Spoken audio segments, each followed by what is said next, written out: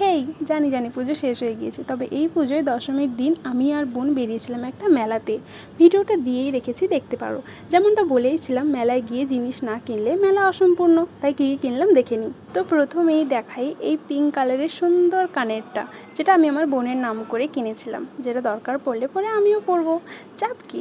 আর নিয়েছিলাম এই ব্ল্যাক কালারেরটা, ও সেটা আমি আমার নাম করে কিনেছি। আর এই দুটোই 40-40 করে পড়েছিল। আমার এই দুটো খুব সুন্দর লেগেছে, কিন্তু দারুণ লাগছে। আর তারপরে এই একটা হস্তশিল্পর দোকানে আমি প্রায় 3 ঘন্টা লাগিয়ে দিয়েছিলাম। আর এই হাতেরটা নিয়েছিলাম, এটা 50 টাকা নিয়েছে। আমি জানি না আমি ঠকে গেলাম নাকি জিনিসটাই কস্টলি, তো আমার হাতে ভালোই লাগছিলো। আর এই আংটিটা নিয়েছিলাম, এটাও ভালো লাগছিলো। অবশ্যই এগুলো কোনো শাড়ি টাড়ির সাথেই ভালো লাগবে। আর নিয়েছিলাম এই ছোট্ট একটা আংটি, যেটা কোনো চুড়িদারের সাথে ভালো লাগবে মেবি, তবে আমি পরবো কি না আমি জানি না, দেখতে ভালো লাগছিলো তাই নিয়ে নিয়েছিলাম। এগুলো সবগুলোই অ্যাডজাস্ট করা যায়, তো আমার মতো আঙুলওয়ালা লোকেদের জন্য এগুলো পারফেক্ট। আর তারপরে এই অক্সিডাইজের একটা আংটি নিয়েছিলাম, যেগুলো বেসিক্যালি কোনো ডান্স প্রোগ্রামে বা অন্য কোনো শাড়ির সাথে ম্যাচ করেই যাবে।